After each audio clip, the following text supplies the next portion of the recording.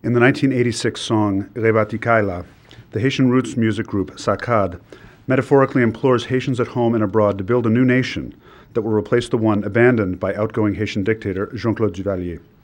In the first stanza, they sing Nous pral kraser Kaisa, or We will destroy this house, a promise to continue the work of the déchoucage, or uprooting of the dictatorship, by systematically identifying and removing vestiges of the corrupt Duvalier regime. In the second stanza, Mpaka vive nan Kaisa, the singer explains that I can't live in this house due to its poor construction and dangerous associations, not only with Duvalier, but also the dreaded Tonton Macoute, the secret police force founded by Jean-Claude's father, François Duvalier. Macoutes, as emissaries for the Duvaliers, made life miserable for tens of thousands of poor Haitians who were targeted for execution, extortion, and exile. Finally, in the last stanza, SACAD vows that Nous pral bati yon lot kay, or we're going to build another house, promising that in the aftermath of 30 years of dictatorial rule in Haiti, a new generation of Haitians would endeavor to learn from the past and make fundamental changes in how the Haitian house or nation is run. Unfortunately, on January 12, 2010, a 7.0 magnitude earthquake gave new meaning to SACAD's song about rebuilding the house. With an estimated 300,000 people dead and more than 1 million people homeless, Haiti's infrastructure has been cracked, and its ability to maintain a working government has been severely compromised. While ministers, legislators, and judges scramble to find places to run the nation's business, hundreds of thousands of Haitians are living outside, camping in the open air with only sheets and blankets to keep the midday sun at bay. As we sit here in Ann Arbor, the rainy season has begun in Haiti and will continue until the end of October, putting most Haitians at risk not only for waterborne illnesses such as typhoid fever and cholera, but also from having their makeshift tents washed away by torrential rains. For those fortunate enough to have survived the earthquake itself, they will have many more challenges to face, including finding adequate shelter and sufficient food for their families, educating their children, and dealing with the potentially widespread incidence of disease. How then, SACAD might ask, are Haitians to rebuild the house when the metaphorical house or nation is so badly damaged? I wish there were obvious solutions to these problems. What lies before us is a protracted set of issues, including how best to use resources to rebuild not only physical structures, but also the social, political, cultural, and economic institutions that are foundation of the Haitian nation. How do foreigners with their aid funds help the Haitian state recover without either taking over the workings of a sovereign nation or giving money to a dysfunctional local system that has historically siphoned off such funds for personal use? How will foreign governments lend a hand to Haitian disaster relief and nation building without perpetuating a cycle of economic dependence or undermining Haitian commerce with cheap imported goods? How do Haitians themselves develop a plan for bringing the country out of this disaster when their pre-earthquake government was unable to meet their needs? And how do spectators to this Haitian cataclysm participate in the rebuilding process when their presence puts a strain on relief efforts? Today, I want to consider some uniquely Haitian responses to these questions and to ask what role the arts play in rebuilding efforts in Haiti today. Specifically, I will look at the Haitian musical genre known as Rara to see how people in Haiti today put music to use in service of their larger political and economic goals. If we consider ethnomusicology not only to be the study of music in its social and cultural contexts, but also as the study of music as though it actually mattered, we can see that music has often provided a space for Haitians to express collectively what they are prevented from saying individually. Despite their seemingly impossible struggle against the odds, Haitians turn to music as one way to mobilize community support and to emphasize national unity over division. Although such gestures are not always successful, they show, as Gage Averill has argued in A Day for a Hunter, A Day for the Prey, that all forms of musical production, especially in Haiti, are tied to discourses of power that are ultimately at the heart of what it means to be a nation. For me, music is the ground upon which such a national imagination is built. Moreover, Haitians are adept at viewing their historical struggle for self-determination through musical discourse. As I argued in my earlier work on Haitian art music, elite Haitian composers constructed what I call a voodoo nation, based on their own vision of what Haiti ought to be, a bulwark against U.S. imperialism in the face of military occupation, and a beacon for oppressed people around the world. Although Haitian art music did not solve the problem of the United States occupation of Haiti, it gave people tactics to resist U.S. interventionism in ways that demonstrated their creativity in the face of oppression. Such cultural resistance is, in my opinion, at the heart of what may be termed nation building in a Haitian style. The existence of a large Haitian diaspora in the United States and Canada, however, has meant that Haiti's image of itself now extends beyond its physical borders and into what Stathis Gourgouris calls a dream nation, in which a nation goes beyond the commonly understood borders of a geographic locality. Certainly Haitians understand the suspension of border considerations when they refer to the Haitian diaspora as the 10th department, in addition to the 9 departments of Haiti proper. The Haitian communities of Detroit and Lansing are busy taking their pre-existing connections with Haiti, a medical mission in Detroit on one hand, and an education project in Lansing on the other, to channel their own resources where they're needed. For Haitians in Michigan, the Haitian nation has been dans la caillou, or in their house, since the mass exodus of Haitian political refugees in the early 1990s.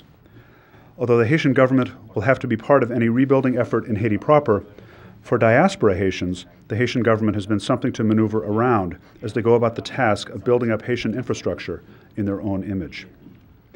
Of course, the vision of nation building that I am describing goes against prevalent uses of that term in the literature on international relations. Normally associated with a top-down approach in which wealthy outside interests provide aid to poor, struggling states, the concept of nation building has developed some unsavory associations, especially as the U.S. enters its 9th year of conflict in Afghanistan with an uncertain future on the horizon. I would argue, however, that just as rich nations may intercede in the affairs of their poorer neighbors, so too can individuals within a state make their own contributions to the nation, and that by paying attention to these local forms of nation building, we may learn some valuable tools for applying solutions to Haiti's problems today. Haiti is a country that, despite its reputation as an impoverished state, has a long history of grassroots organizing in the form of peasant collectives that pool community resources to address common concerns. I argue today that Haitian Rara is one such form of nation building that envisages an engagement of Haitians across the social spectrum in public performative ways. Before I discuss how such nation building works, I'll provide a brief description of Rara itself and point out some of its salient features. For those who are unfamiliar with the genre, Haitian Rara is a Lenten processional music that has strong ties to militarism, political protest, and Vodou, the predominant religion of the Haitian masses. Elsewhere, I have referred to Rara as a mobile voodoo ceremony in which participants fulfill religious obligations during their nightly sojourns on the streets. Rara begins on Ash Wednesday after the instruments for the carnival season are put away. Bands rehearse informally during Lent and venture out on Saturdays and Sundays to practice their newly composed songs and to engage in competitive battles with rival bands. Where I've been conducting field work on Rara in Léogâne, Haiti, there are several dozen bands that regularly compete for audiences with their engaging rhythms and thought-provoking songs. Unlike other parts of Haiti, where the lyrics of Rara songs are often bawdy to the point of obscenity, Rara and Léogâne tend toward the overtly political.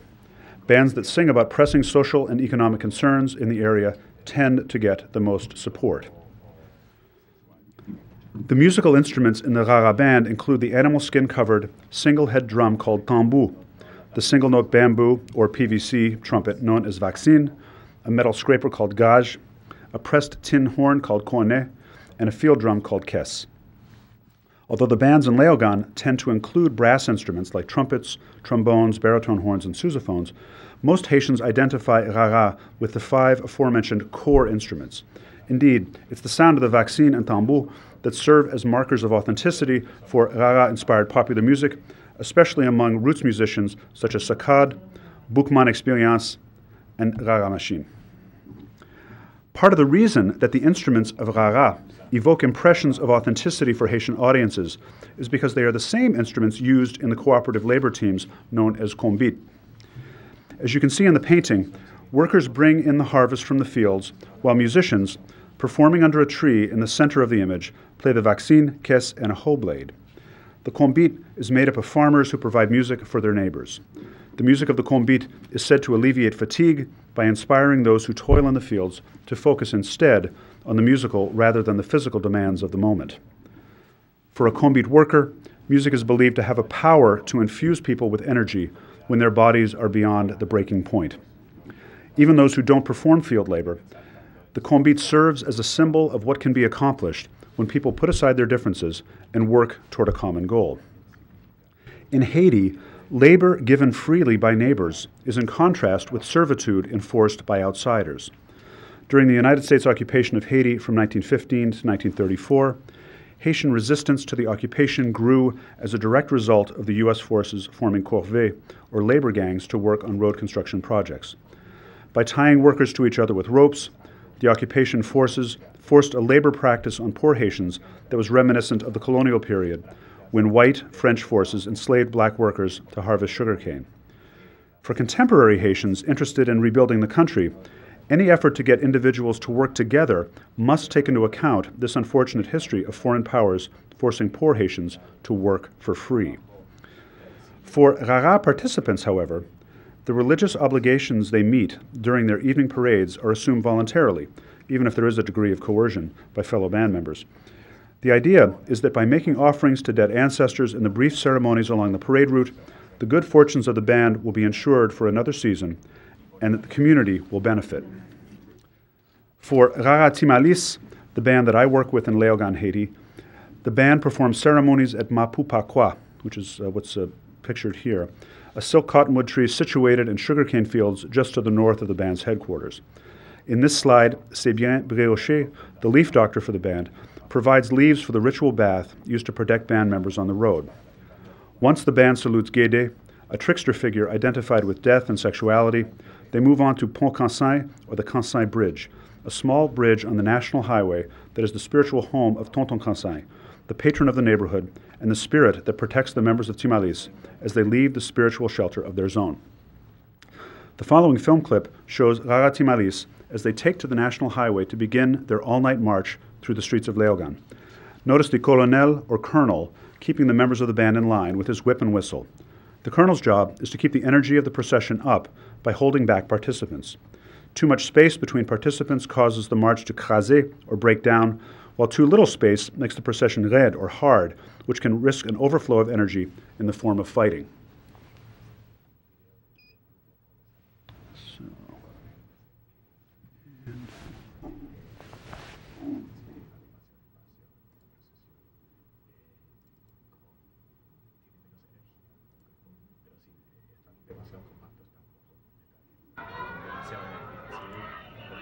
Yep.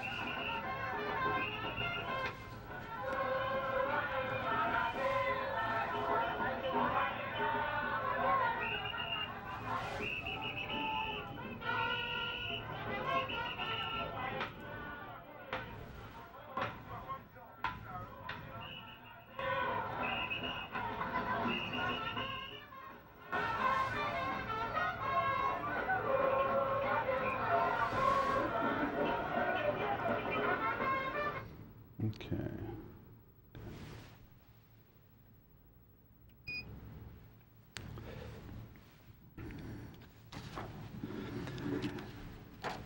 Rara participants refer to themselves as Mun Rara, or simply identify themselves by the name of their favorite band. So since I'm a member of Rara Timalis, anyone in Léogâne that would see me on the street would call me Blanc Timalis. Even folks that I'd never actually met before, they'd always be waving, Blanc Timalis, Jean-Yves. So, value is placed on the band that presents itself as an undifferentiated group of fanatiques, or fans. Participants may be taken from the neighborhood, or people may be pulled into the procession by virtue of the quality of the music produced. Most bands that are on good terms engage in praise rituals that publicly declare their alliances, including Cave, which are rotating feasts in which hosting bands feed visiting bands in a kind of patron-client exchange, or by Auchan, a musical field salute in which visitors acknowledge the efforts of their hosts with a martial fanfare which is in contrast with Rara's normally exuberant road march beat. Derived from Rara's connection to 19th century insurrectionary coup d'etat processions, in which coup leaders marched on Port-au-Prince in anticipation of seizing political power, the haut chant embodies Rara's embrace of power structures as it directly challenges the status quo by asserting the desires of the poor in a public performance. In the following clip, members of Rara Timalis perform an haut chant for the président or president of the band, who is wearing a bath towel. Sequined baton twirlers called Major Jean bless participants in the procession by passing their batons behind their heads while the band plays an haut chant based on the tune Happy Birthday to You. And you'll notice the Major Jean is going to come and salute me, so there's a moment where he sort of disappears off the camera, and then he stands back and gives me a salute. And that's the sort of signaling that we've had this official exchange.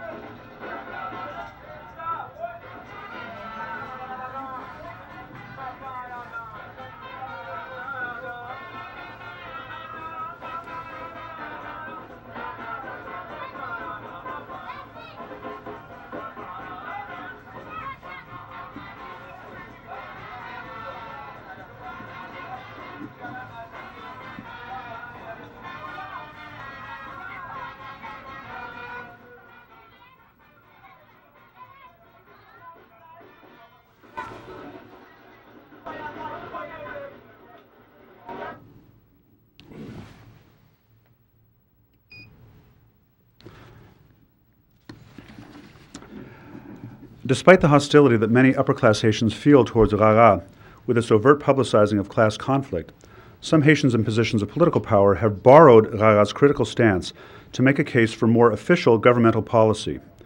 Certainly, during the Duvalier dictatorship, the Haitian government frequently used stage performances of Rara, called coup d'œil, in which poor Haitians were rounded up, paid a few dollars or given food to eat, and told to carry placards in support of the latest governmental policy. In the following video clip, which was filmed in 1988 directly from the Haitian government-sponsored station Télé Nationale d'Haïti, a small group of Haitians perform Rara-like music while carrying signs that praise the military government that took control of Haiti after the departure of the Duvaliers.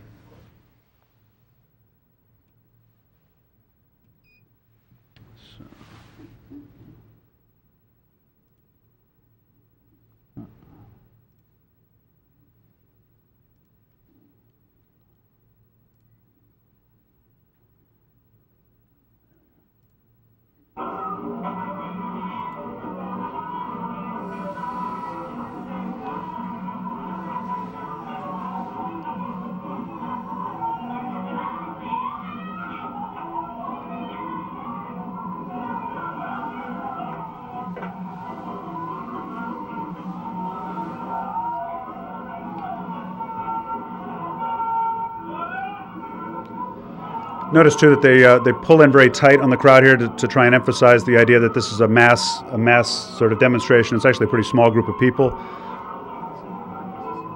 And there's the Teleco guy dancing along, showing that he supports too.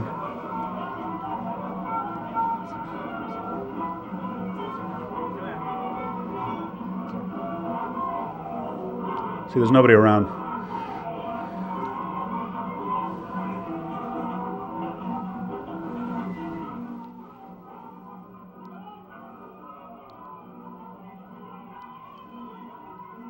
So all Haitian audiences would recognize this kind of dancing behavior as connected to Rara.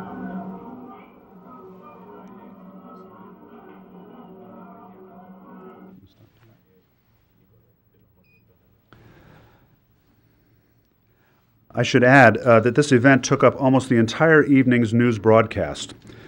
Presumably, Haitian officials recognized that their words of assurance that the military junta's takeover of the Haitian government were less effective than showing the television audience that people were taking to the street to show their support for the military.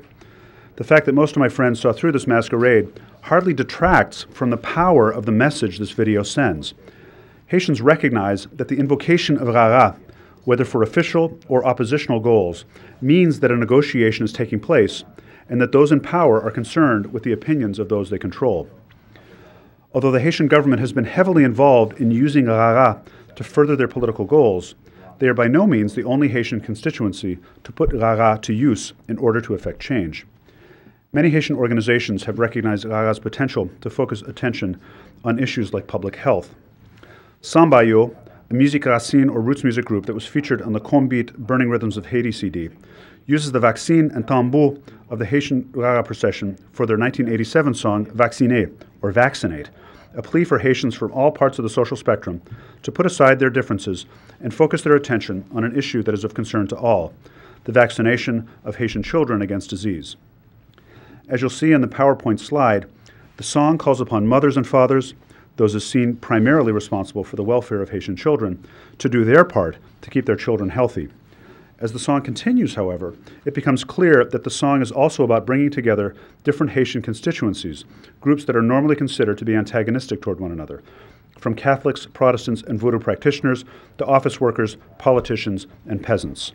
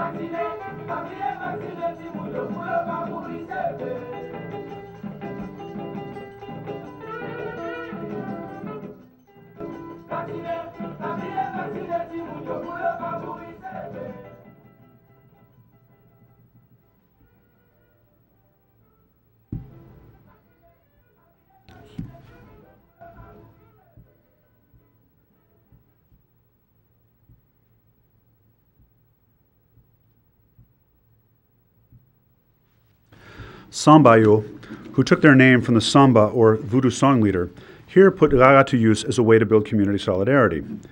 This adaptation of the sound of Rara is, however, not limited to the popular music industry. In Troin, a small town in the mountains between Léogane and Jacmel, Haitian health workers performed their own version of Vacciné by using Rara performance as a way to bring awareness of health concerns to local people, but also to inspire confidence in the solution that the health workers were proposing. Since the 1980s, the United States Center for Disease Control and Prevention, or CDC, has had a research project in Haiti to study the problem of filariasis, a blood-borne worm parasite carried by mosquitoes.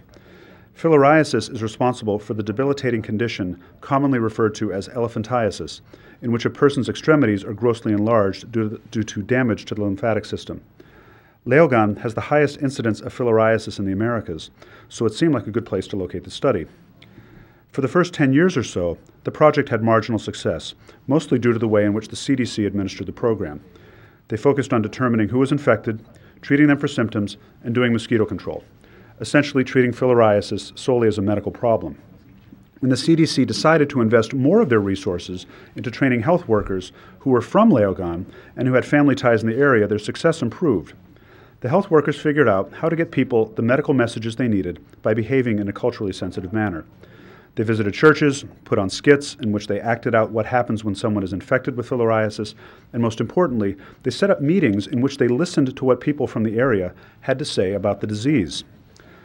The population of Léogane was not used to this. They were used to being lectured by gouaneg, or big shots, who tell them what to do.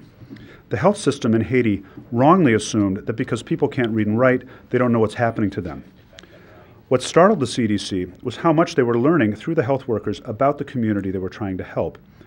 One CDC doctor told me that a local farmer had spoken up at a meeting to say they needed to control filariasis, not only to protect the health of local people, but to help the mosquitoes too, since mosquitoes were, in effect, innocent victims of the parasite. In 2002, I had a chance to go to Troin, located in the mountains above Léogâne, to observe a Rara stand that the health workers at the Léogâne hospital had set up. They were using a Rara cave, in which bands visit patrons at reviewing stands and exchange songs for gifts as a way to get people to hear the health messages they wanted to disseminate. As the bands came and played for the reviewing stand, the health workers handed out condoms for AIDS prevention and little flashlights so that people could see their way in the dark during their long marches through the mountains. The health workers also made up songs to the music of the visiting Rara bands that were about filariasis prevention and AIDS awareness. As the bands heard the new words to the songs, some of them marched off singing about the need to get vaccinated against filariasis. After I finished filming, I turned to the health worker who brought me to this event and saw a huge grin. He shouted, "Li marche," or "It works." Rara's ability to serve as a public health broadcasting system was based in part on its credibility as a medium for disseminating information that is important to Haitians. Just as Rara can be used to communicate important information to poor Haitians, it can also serve as an opportunity for the poor to share specific criticisms of local and national governments. At the same Rara stand that Léogâne health workers erected to distribute condoms and flashlights in 2002, representatives of Haitian President Jean-Bertrand Aristide's government took control and used the stage in 2003 to demonstrate the government's largesse and boost support for the regime among rural constituents. Madame Gauthier, a representative of the Aristide government, distributed T-shirts, condoms, kerosene lamps, and posters to visiting Rara bands. In this video clip, Madame Gauthier tells the crowd that the T-shirts she is distributing to the band's leader are symbolic gifts meant to remind everyone that Hôpital Saint-Croix, the main hospital in Léogâne, wants to help eradicate filariasis in the area, especially for the sake of local children. Madame Gauthier was not prepared, however, for the following exchange in which a Rara colonel criticizes the government for not doing enough to help the rural poor. The colonel, with his whip in his hand, excoriates the Aristide government for not providing roads, schools, and other things that were promised during the election campaign. Madame Gauthier hastily retrieves the bullhorn and assures the colonel that they will sit down and talk, presumably after the festivities are over.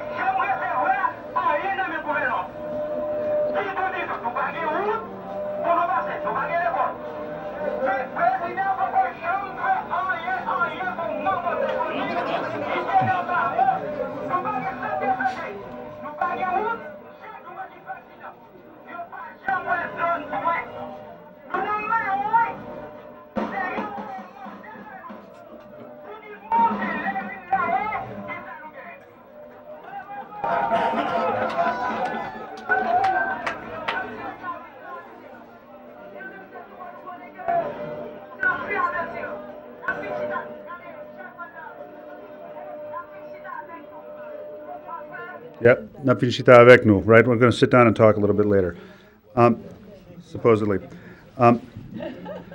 Yeah, I think what's significant about this is that it's one of the few times that you see this actual exchange going on between someone at that level of power and someone who's really on the ground. Not that this affected any kind of change, but just the fact that there is a kind of exchange going on at all, and the fact that the power of the crowd is with him. So that and you notice that she's actually being very conciliatory in what she's saying, whereas I think in any other kind of situation, well, he wouldn't even get the time of day with her.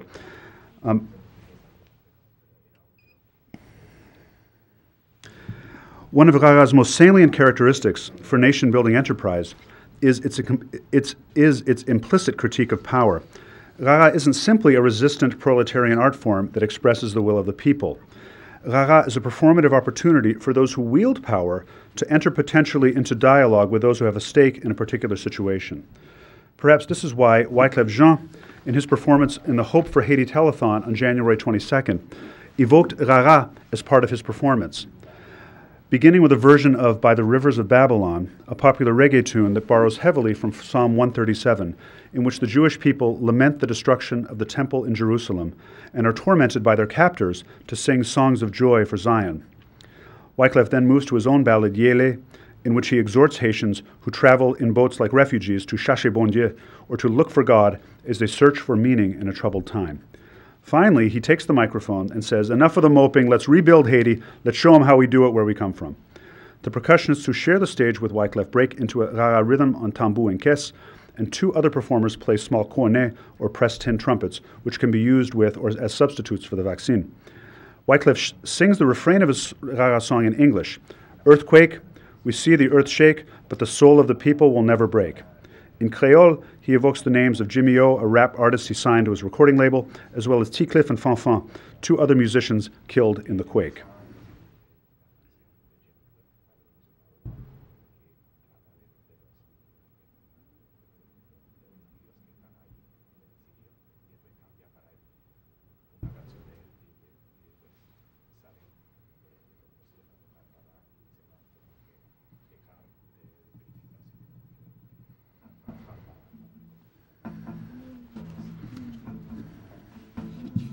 By the rivers of Babylon, where he sat down in dirty way, when he remembered Zion.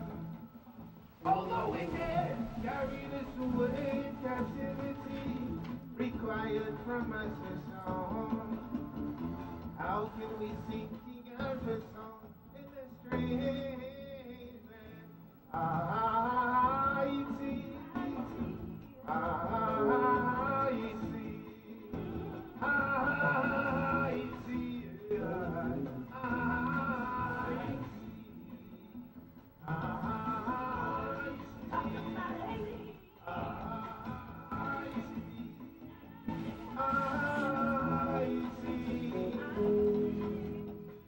let's sing some Creole in the Telethon for Haiti.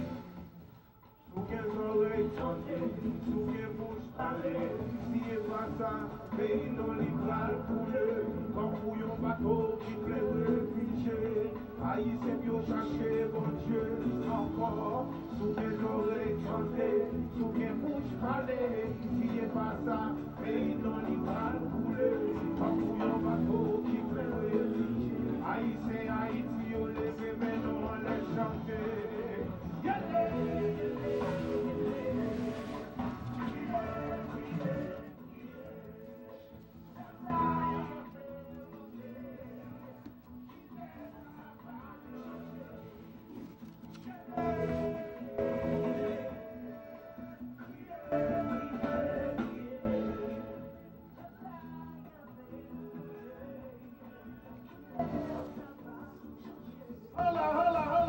Enough of the movement, man. Let's rebuild Haiti. Let's show them how we do it, where we come from. How you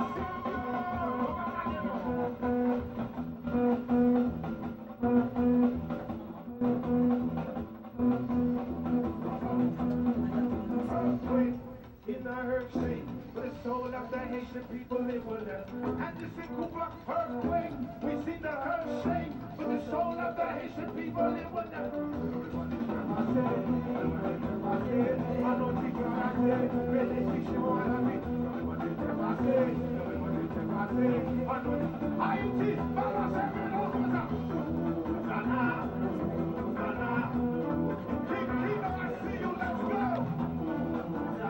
And Ozana is the name of a very famous Banrara in Port-au-Prince.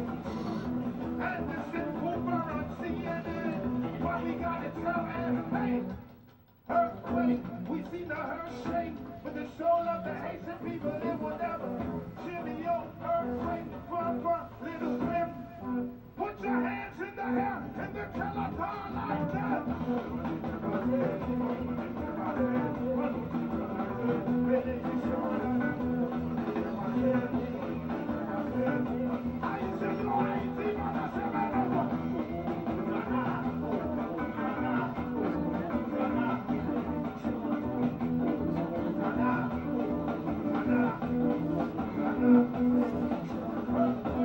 We see the Hershey, but the soul of the Haitian people, it will never break.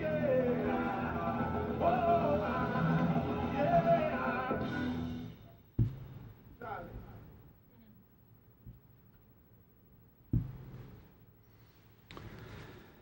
As he did in his 1997 Enter the Carnival CD, Wyclef mixes English and Haitian Creole, simultaneously addressing U.S. and Canadian audiences with his plea for support and Haitian audiences with his promise that Haiti will rise again. Wyclef's use of Rara also draws upon Haitians' belief in the power of Rara to move people to do things they otherwise wouldn't do. As I watched Wyclef try to move the television audience to dance along with him while they reached for their wallets, I was reminded of a time when I encountered a visiting medical student in Haiti who expressed interest in seeing a Rara procession up close. Since many of his colleagues were frightened by the stories they had heard of Rara's random violence and its association with voodoo religious traditions, the student was visibly nervous about staying out all night following the Rara bands, yet he agreed to stay with me until I was finished with my work. We met members of Rara Timalis on the road, and the medical student was instantly fascinated by the band's music and style of dancing. After about 30 minutes with the band, my guest was dancing to the music of the Vaccine and Tambour, while other members of the band were encouraging his participation. Eventually, his movements became frenzied. He was caught up in the excitement of the moment. Band members chanted his name, smiling and laughing at this crazy blanc, which means white person or foreigner. Watching my guest turn into a dancing participant in the procession, I turned to one of my friends in Timalis and asked him what he thought of the visitor's behavior. He just shook his head and said, "C'est pas faute ni." It's not his fault, indicating that the persuasive power of the music was simply too much for him. He couldn't help himself but to dance. In a similar way, Wyclef uses Rara to break down the barrier between himself and his television audience so that the viewers will not see themselves as spectators, but as participants in a global march for earthquake relief. Wyclef's efforts push the Telethon's viewers to see themselves as agents for change through their dancing along with the impromptu Ban Rara. Unlike the Haitian government's Rara-like Koudiaï that turns the sound of Rara into a tacit support for the status quo, Wyclef's Rara expresses the exuberant hope that despite the odds against it, it's possible to imagine a day in which Haitians will rise up just as they did against Napoleon's armies. Of course, it will take more than a telethon and a rousing song to get Haiti back on its feet.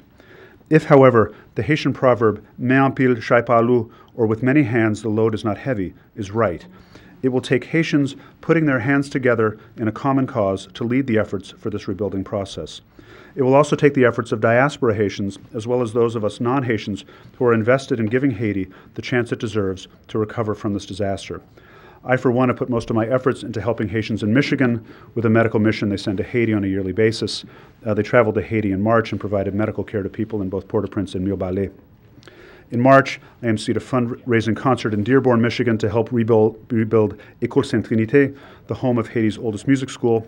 And just 2 weeks ago, members of the Haitian Network Group of Detroit, which is actually how I came to know about this conference because they asked me to speak on their behalf, sponsored another fundraiser for École Sainte-Trinité in downtown Detroit. And I should also add that the reason that I was participating in that is because I taught in the 1980s at École Sainte-Trinité, and that's really my sort of first connection with Haiti initially.